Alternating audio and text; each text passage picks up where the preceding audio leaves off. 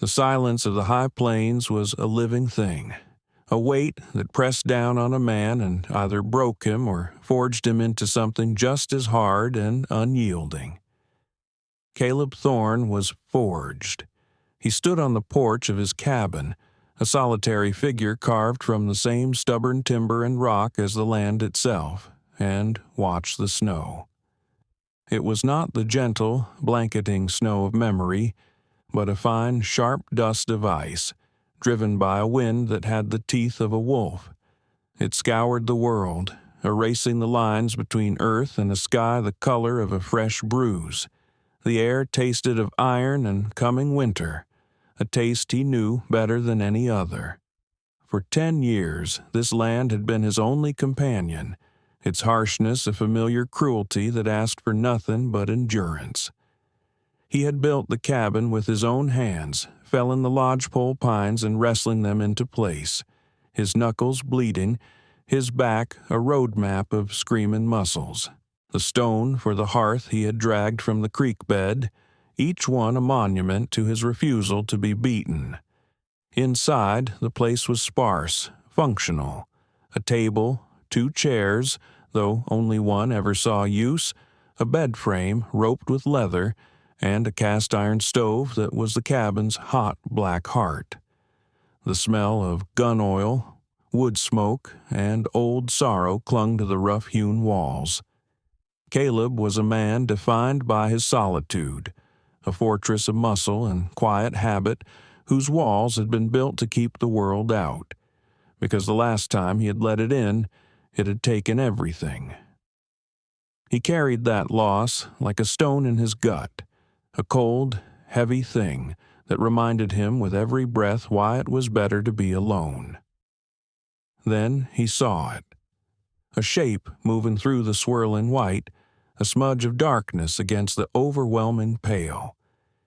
At first, he thought it was a stray calf, or perhaps a deer driven down from the high country by the storm, but the shape was wrong. It was too small, too deliberate. It resolved itself slowly, fighting the wind with a grim determination that Caleb recognized. It was the walk of someone who had no choice but to keep moving forward. It was a person, a woman. She wore a dark, quilted coat that was entirely inadequate for the Wyoming winter, and her face was a pale oval half hidden by a scarf. She carried a single, battered portmanteau.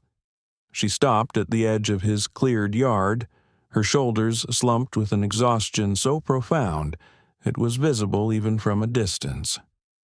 For a long moment, she just stood there as if gathering the last of her strength to cross the final 100 feet. Caleb did not move. Strangers were not a currency he traded in. They were trouble, a disruption to the careful, quiet rhythm of his survival. He watched as she finally took a breath, the vapor pluming in the frigid air, and began the slow trudge to his door. He could see her more clearly now. She was small, fine-boned, with hair as black and glossy as a raven's wing pulled back in a severe knot. She was Chinese, and she was utterly, terrifyingly out of place. She reached the porch, her boots scuffing softly on the wood, and set down her bag. When she looked up at him, her eyes were dark, almond-shaped, and held a weariness that seemed ancient. But there was no fear in them, only a kind of resolute appraisal. Caleb remained a statue of disapproval, his arms crossed over his broad chest. The silence stretched, broken only by the shriek of the wind. Finally, she spoke, her voice quiet but clear, the words precise as if she had practiced them. "You are Caleb Thorne." It was not a question. He gave a single curt nod. His own voice, when it came, was rough from disuse, like stones grinding together. "Who's asking?" She reached into her coat, her fingers stiff with cold, and produced a folded, creased letter. She held it out to him. He did not take it. His gaze was a wall of granite. He had not sent for anyone. He had not written to anyone. His life was a closed loop, a circle of chores and seasons, and there was no room for a ghost from a world he had long since abandoned. "I was told there was a position," she said, her voice steady, despite the tremor of cold he could now see running through her. "A contract for a bride." The word hung in the air between them, alien and absurd. Bride. Caleb felt a surge of something hot and sharp in his chest, a mix of anger and bewilderment. He looked from her exhausted, dignified face to the letter she still held, a silent, damning piece of evidence. He knew, with a sudden, sickening certainty, what had happened. It had Jedediah's meddling hands all over it. The storekeeper in town, a man whose good intentions were a plague, had been after him for years to find a good woman and stop rattling around in that cabin like a ghost. He must have taken it upon himself to answer one of those advertisements in the Eastern papers, a mail-order bride, a transaction, and he had used Caleb's name.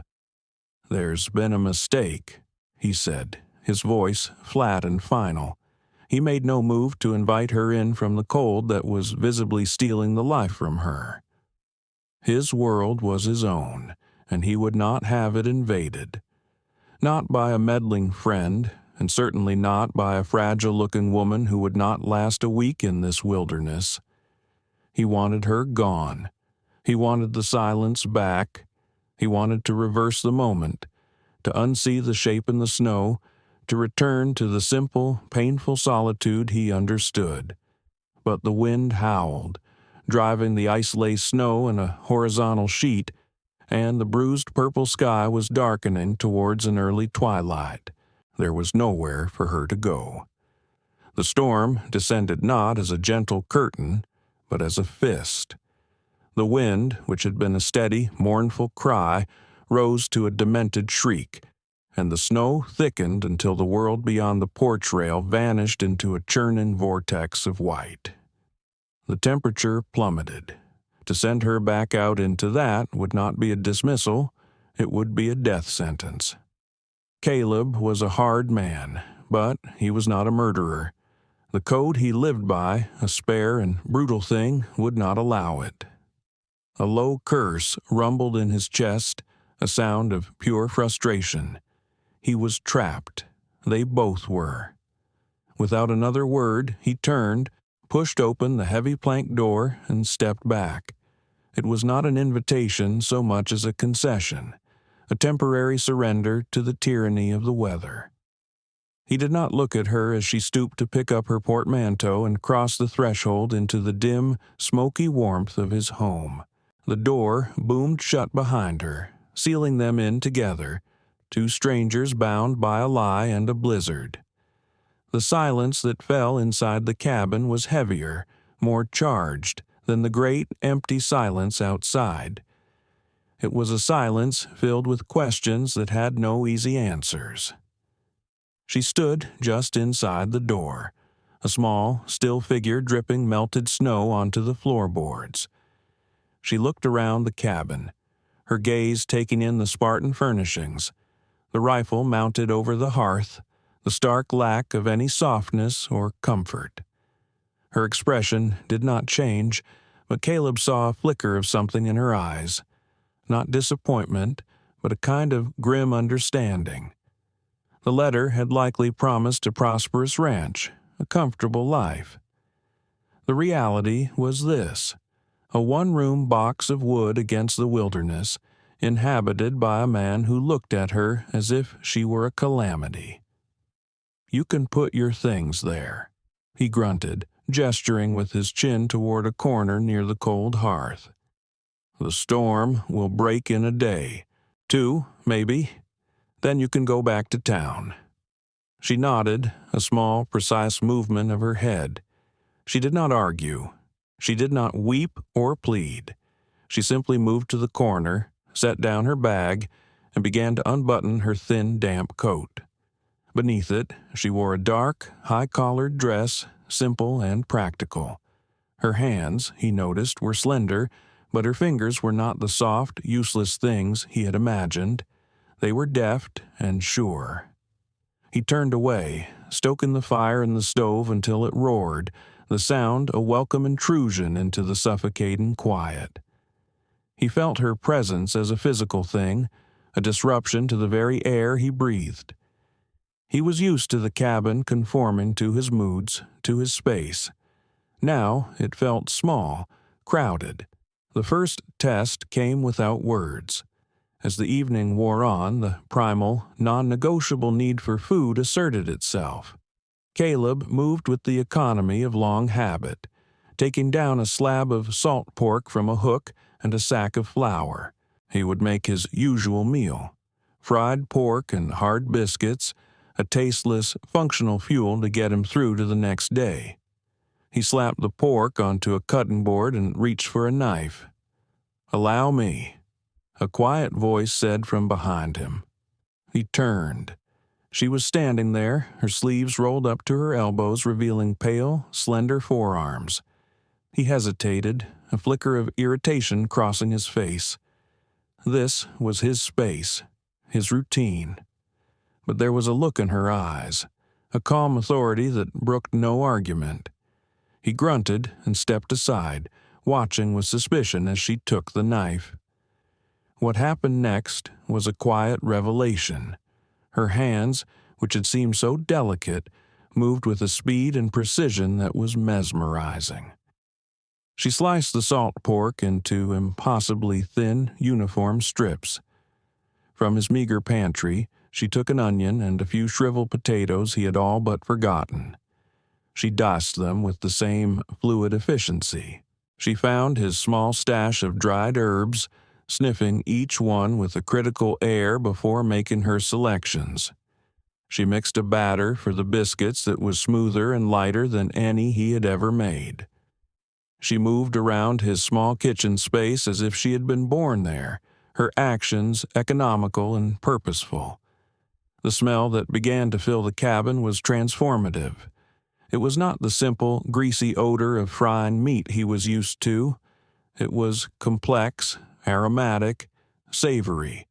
It spoke of care, of knowledge, of a world beyond simple survival.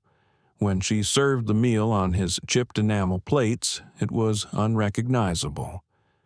The salt pork was rendered tender, mixed with the caramelized onions and potatoes, seasoned with herbs that coaxed out a surprising depth of flavor. The biscuits were not the dense, tooth-breaking pucks he made, but light, fluffy things that steamed when broken open. They ate in silence. Caleb took the first bite with a kind of grudging reluctance. Then his eyes widened slightly. The food was not just good, it was the best he had eaten in a decade. It tasted of a home. The word ambushed him, unwelcome and poignant. He ate without speaking, but with every bite, a layer of his stony resistance chipped away. He was a practical man, and this was a practical miracle. He had seen her as a burden, a fragile piece of porcelain that would shatter in his world. But this food, created from almost nothing, was an act of profound competence. It was strength of a kind he had never considered. After the meal, she cleaned with the same quiet efficiency, heating water on the stove and washing the plates until they shone. Caleb watched her, his initial frustration slowly being replaced by a grudging curiosity. He had been so certain of who she was, a deluded woman seeking a comfortable life, another person who would want something from him, who would inevitably be a disappointment. But her quiet dignity, her complete lack of complaint, and her startling skill began to dismantle his assumptions. He looked at the letter she had left on the table. He picked it up. The English was flowery and full of lies, describing his hardscrabble ranch as a thriving cattle enterprise, and him as a man of considerable means and gentle temperament. It was signed by Jedediah. Caleb crumpled it in his fist. "My name is May," she said, breaking the silence. She had finished her work and was standing by the hearth, warming her hands. "Caleb," he replied, the name feeling strange on his own tongue after being spoken aloud. "The letter," she said, her gaze steady. "It described a different place, a different man." "The letter was a lie," he said bluntly. "I didn't write it. I didn't send for anyone." "I see," she said. There was no accusation in her voice, only a quiet acknowledgment of fact. She looked down at her hands, then back at him. "When the storm passes, I will find my own way." A fragile truce settled over the cabin for the next 2 days. The blizzard raged, locking them in a world of white noise and swirling snow. They cohabited in a state of quiet observation. Caleb went about his chores, mending tack, sharpening an axe, checking on the few hardy animals in the attached lean-to. He watched May. He saw how she mended a tear in his shirt with stitches so small and perfect they were nearly invisible. He saw how she organized his chaotic supplies, creating order from his bachelor's mess. She did not chatter or fill the silence with useless noise. She existed within it, a calm, self-contained presence that was, to his astonishment, not an intrusion. It was peaceful. He began to notice the small details. The calluses on her fingertips were not from a needle, but from the relentless pressure of a pen. Her posture was erect, dignified. When she spoke, her English was more precise, more grammatically perfect than that of most people in the nearby town. She was educated. This was not a desperate woman fleeing poverty. This was someone of substance, someone who had been deceived as badly as he had. His perception of her shifted again, from liability to asset, and now to an enigma. Who was this woman? And what had led her to his door, 12 miles from the nearest town, in the heart of a blizzard? The respect he felt growing within him was an unfamiliar, unsettling sensation. On the 3rd morning, the wind died. A profound, crystalline silence fell over the land, and the world outside the cabin's single window was a brilliant, pristine expanse of white under a painfully blue sky.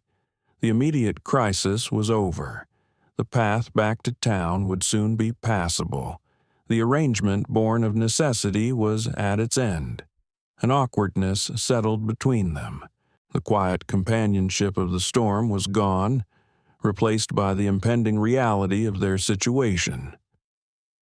Caleb was bundling himself against the cold, preparing to dig a path to the barn, when the sound of hoofbeats reached them, muffled by the deep snow. It was a rare sound in this isolated place. He instinctively reached for the rifle over the mantel, his body tensing. May, seeing his reaction, grew still, her eyes fixed on the door. Caleb moved to the window, peering out cautiously.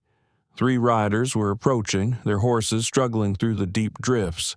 The man in the lead was large, florid-faced, and sat his expensive saddle with an air of arrogant ownership.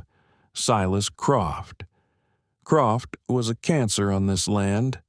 A wealthy man from back east who had bought up vast tracts of territory, squeezing out the smaller homesteaders with a combination of legal trickery and brute force. He wanted Caleb's land for one reason: the creek that ran through it, one of the few reliable water sources in the region. Croft had made offers, then threats. Caleb had ignored both. "Stay inside," he said to May, his voice a low growl. He slung the rifle into the crook of his arm and opened the door, stepping out into the blinding light. The cold was a physical blow. Croft and his 2 hired men reined in their horses a few yards from the porch. Croft's eyes, small and piggy, took in the shoveled path, the wisp of smoke from the chimney, and then settled on Caleb. A slow, unpleasant smile spread across his face.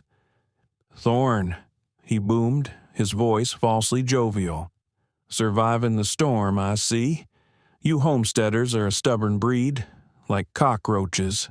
He paused, his gaze drifting to the cabin door, which May had not quite closed. He caught a glimpse of her standing in the shadows within. His smile widened, becoming predatory. "Well, well, what's this? Found yourself some company to keep warm? I didn't take you for the type to import his comforts." The insult, crude and dismissive, was aimed as much at May as at Caleb. Caleb's hand tightened on his rifle. His world had been invaded first by this woman, and now by the one man he truly hated, and the latter was using the former as a weapon against him. "This is my property, Croft," Caleb said, his voice dangerously quiet.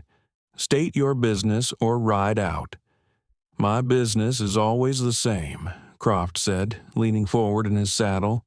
"Your water. I'm making you a final offer.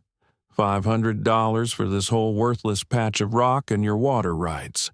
That's more than generous." "The answer is the same as it was last time," Caleb said.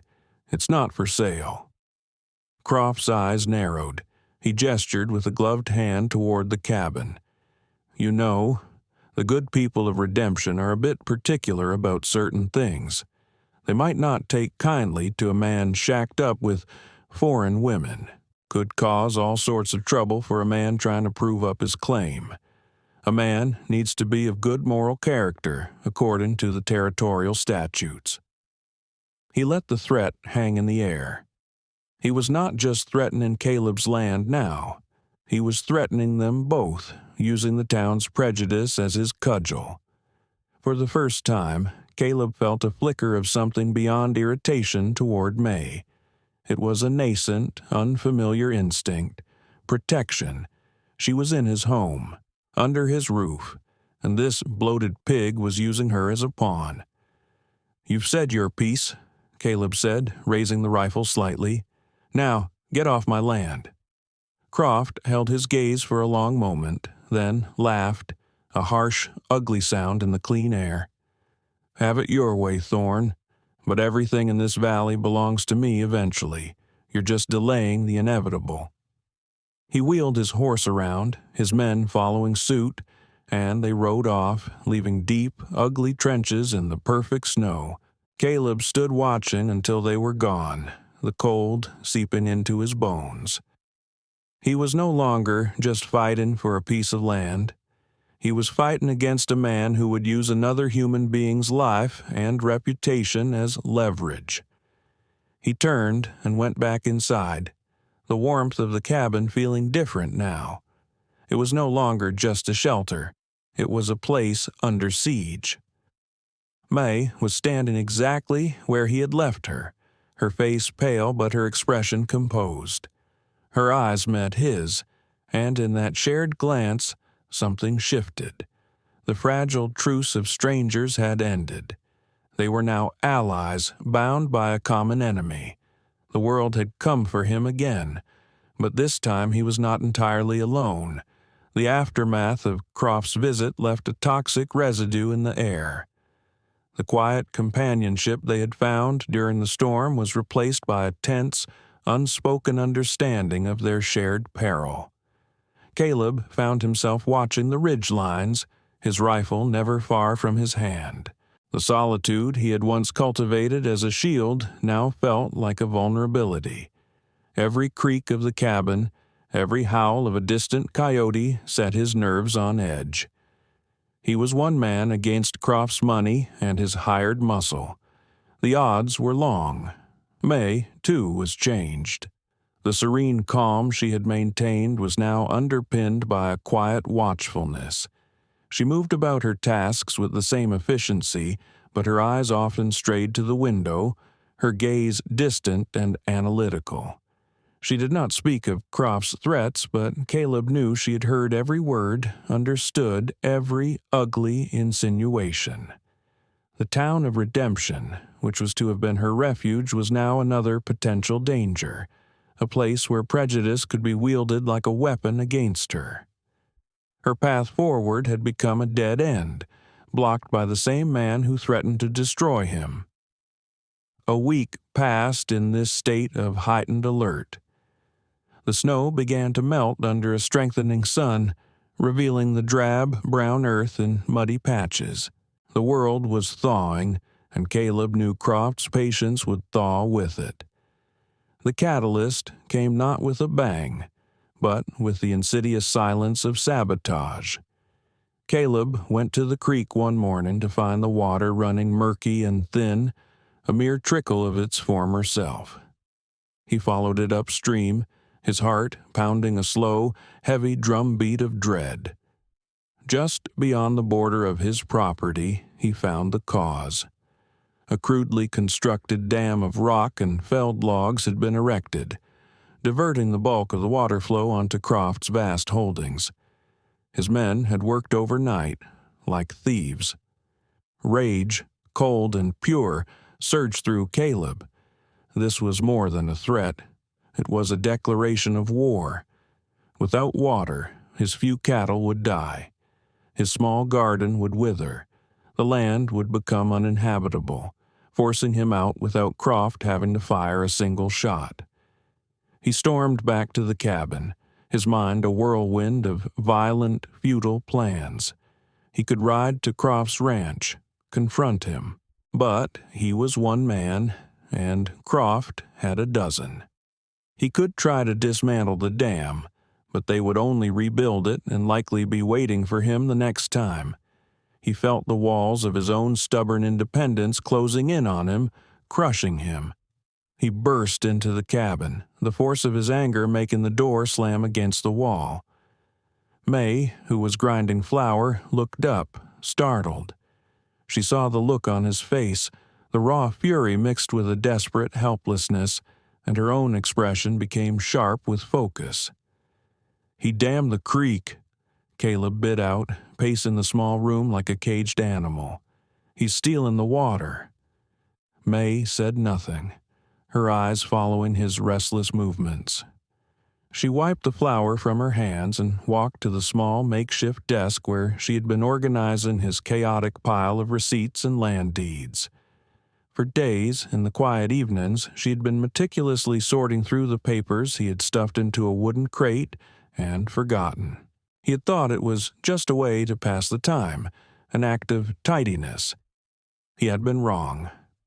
"The original survey," she said, her voice cutting through his rage. "The one from the territorial office. May I see it?" Caleb stopped pacing, confused by the strange, non-sequitur question. What does that matter? He built a dam on his own land. "Perhaps," she said, her gaze intense, "but water rights are not always defined by land boundaries. They are often tied to historical flow and first usage. The document, please." Skeptical, but with nothing to lose, he rummaged through the crate and pulled out the rolled, yellowed parchment of his original claim survey. It was covered in the faded script of a government clerk and a map of his parcel, the creek a bold blue line bisecting it. He handed it to her. May unrolled it carefully on the table. Her finger traced the lines of the map, then moved to the dense block of legal text. Caleb watched, a flicker of something he could not name, perhaps hope igniting in his chest. He had seen her competence in the kitchen, in her mending, in the order she brought to his life. Now he was seeing another side of her entirely. Her focus was absolute, her eyes scanning the document with an unnerving intelligence. The calluses on her fingers suddenly made sense. This was her true element. For nearly an hour, she studied the document, occasionally cross-referencing it with his tax receipts and the original deed of title. The silence in the cabin was thick with concentration. Caleb stood by the window, forcing himself to be still, watching her work. He was a man of action, of physical solutions. This world of paper and ink, of clauses and subsections, was as foreign to him as the moon. He had to rely on her, to trust her, and the realization was both terrifying and strangely liberating. Finally, she looked up. "He has made a mistake," she said, her voice calm but with an undercurrent of steel.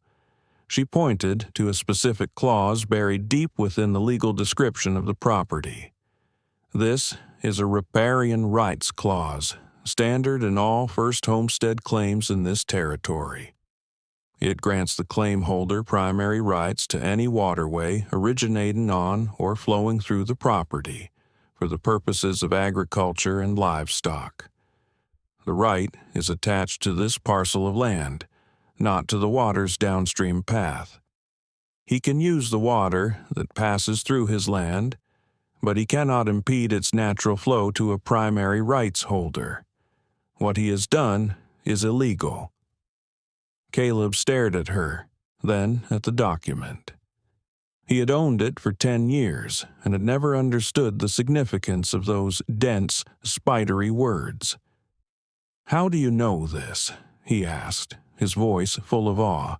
"My father was a merchant in San Francisco," she explained, her gaze dropping to the paper. "He dealt with many contracts, many American laws. He believed that to survive, one had to understand the language of power. The language of power here is written in law. He insisted I learn it." In that moment, she was completely unmasked. She was not a mail-order bride, not a simple housekeeper. She was the brilliant, educated daughter of a successful man, a woman with a mind like a finely honed blade. The deception that had brought her here was not her own, but Jedediah's, and beyond that, the circumstances that had forced her to seek such a desperate path remained a mystery. But what was clear was her strength.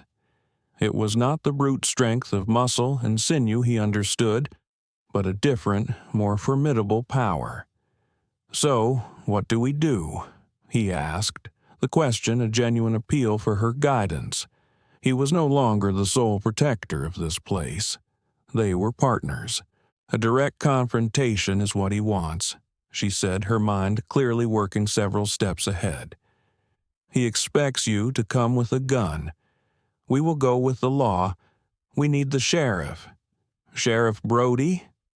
Caleb snorted. "He's a good man, but he's terrified of Croft.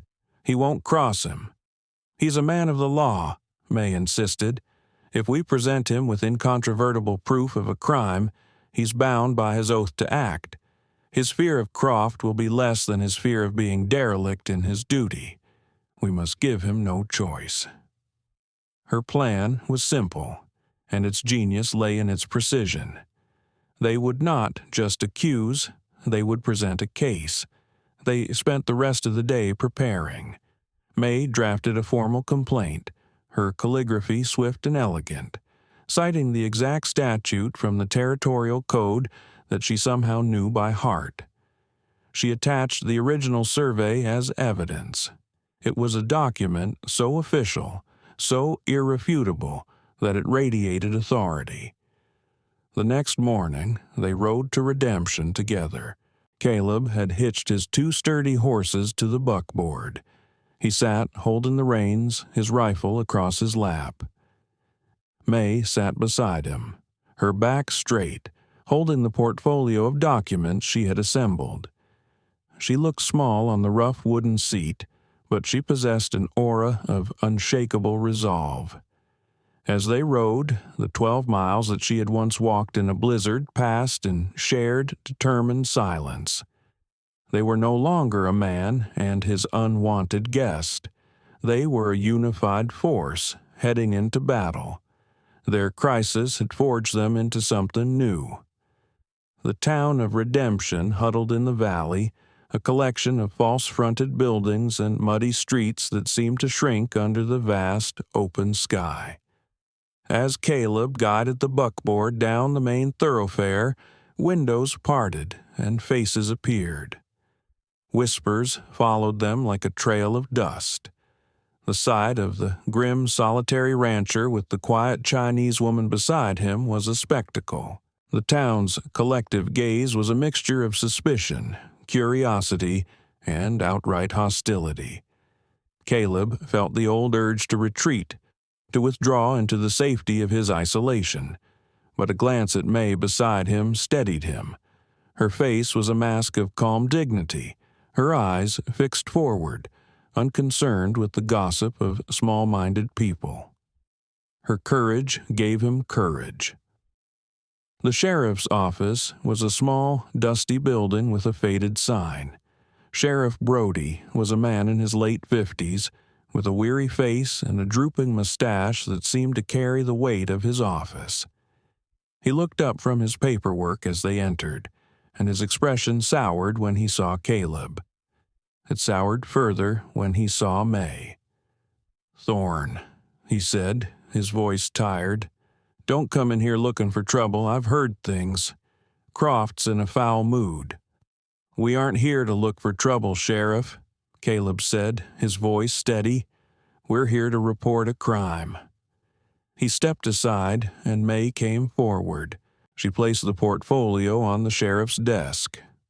"Sheriff Brody," she said, her voice clear and respectful. "Silas Croft has illegally diverted the water from Mr. Thorne's creek in direct violation of Territorial Statute 4, Section 2B, regarding primary riparian rights of a first-claim homesteader." Brody stared at her, then at the meticulously prepared documents she laid out on his desk. He saw the official survey, the highlighted clause, the formal written complaint. His weariness was replaced by a look of stunned disbelief.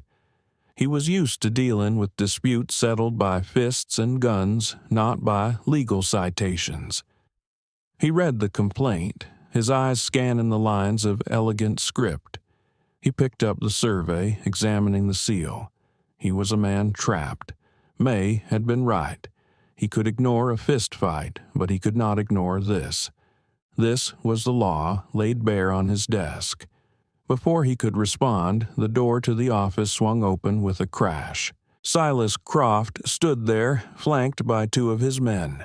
His face was a thundercloud of fury. Someone in town had clearly run to tell him of their arrival. "What is the meaning of this, Brody?" Croft bellowed, his eyes locking on May with pure venom. "Are you letting this woman file complaints against me?" "She's filed a complaint, Silas," Brody said, his voice gaining a sliver of official steel. He held up the survey map. "A legal one. It says here you're illegally damming Thorne's water source." Croft laughed, a dismissive, arrogant bark. "That's ridiculous. That creek runs through my land first. What's mine is mine. This is just a pathetic attempt by a failed rancher and his whore to extort me." The word, ugly and violent, struck the air like a whip. Caleb moved so fast he was a blur. Before Croft's men could even react, he had crossed the room and his hand was a vice around Croft's throat, slamming him back against the wall. The room exploded into chaos. Croft's men drew their pistols. Caleb ignored them, his entire being focused on the man choking in his grasp. "Stop!" May's voice cut through the noise, sharp and commanding. All eyes turned to her. She had not moved from the desk. She held up a different document from the portfolio. It was a ledger page. "Your title to the adjacent property is fraudulent, Mr. Croft," she said, her voice ringing with absolute certainty. Croft, gasping for air in Caleb's grip, froze. His eyes bulged. "The title was transferred to you 3 years ago from a man named Abernathy," May continued, her eyes like chips of ice.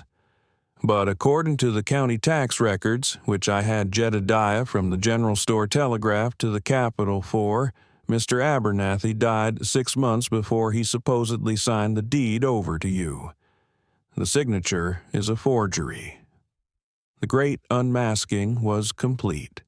It was not just about the water. It was about everything. Croft's empire was built on a foundation of lies, forgeries, and, likely, murder. The entire room was silent. the truth of her words hanging in the air, undeniable and devastating.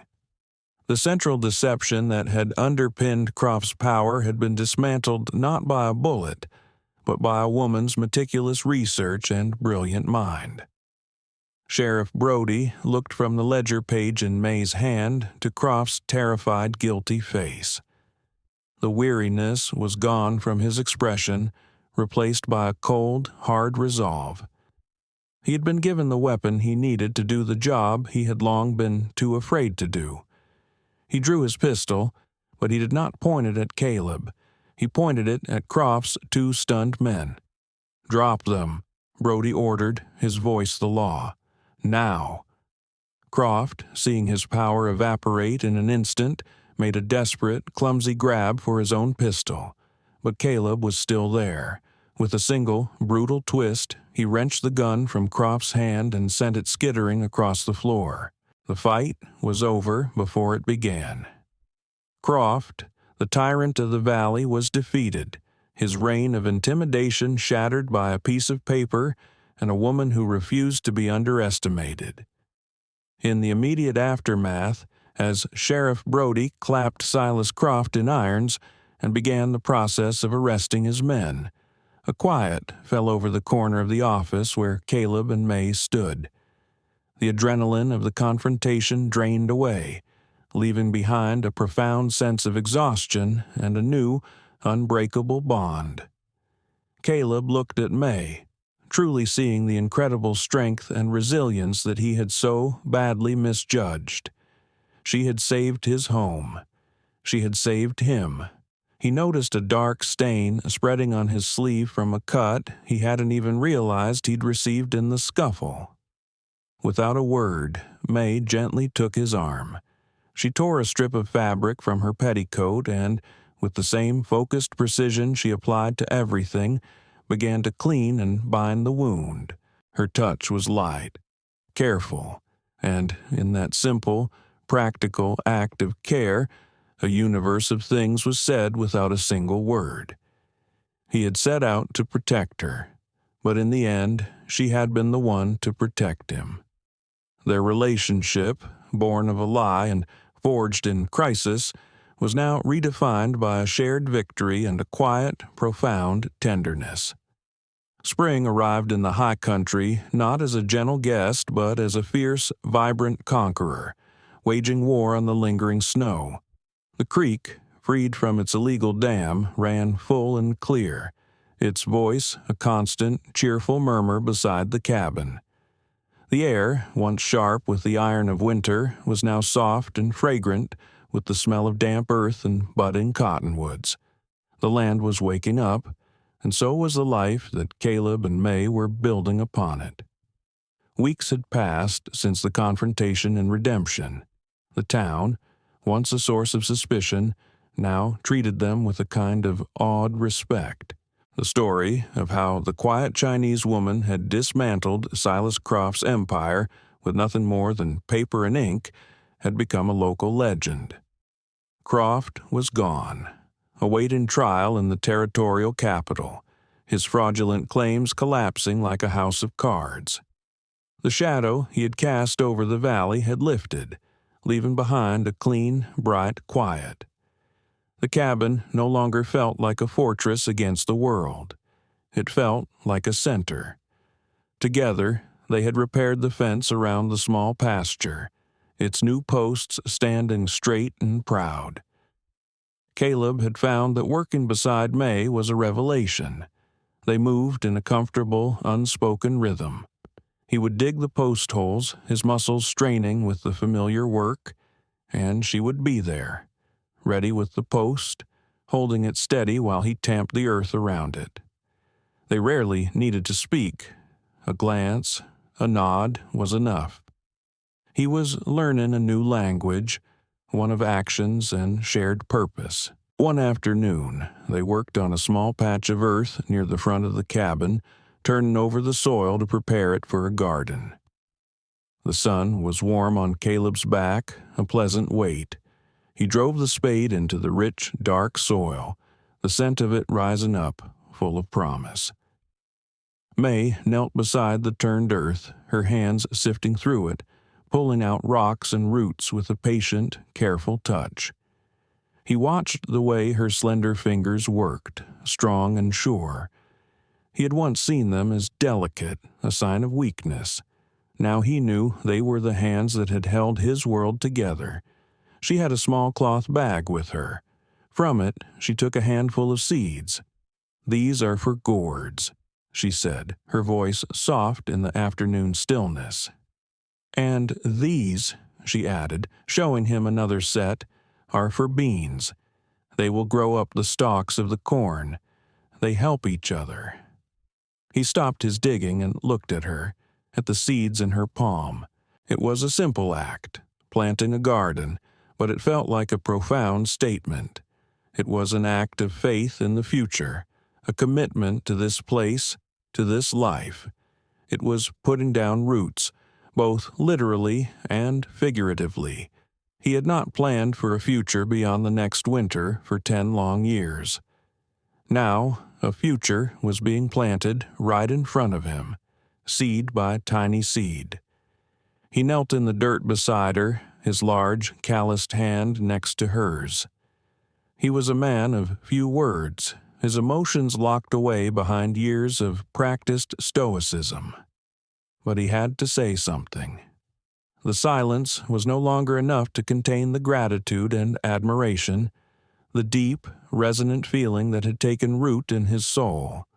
"The letter," he said, his voice rough.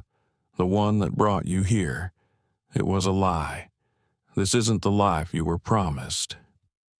May looked up from the soil, her dark eyes meeting his. She didn't look away. A small, gentle smile touched her lips, a rare and beautiful thing. "The letter promised a home," she said, her voice quiet but firm. It was wrong about the details, but it was not wrong about the destination. She placed a few seeds into his open palm. They felt small and fragile, yet held the potential for so much life. It was an offering, an invitation.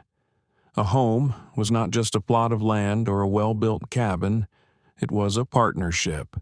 It was the shared work of tilling the soil, of facing down threats, of building something together that neither could build alone. He closed his hand around the seeds. He did not need to make a grand declaration. The commitment was in the shared silence, in the warmth of the sun, in the simple, profound act of preparing to plant a garden together. He looked out at the vast, wild land that had once been his sanctuary of solitude. It no longer looked empty. It looked like a beginning. "Our home," he said, the word feeling right for the very first time. He opened his hand, and, together, they pressed the seeds into the waiting earth.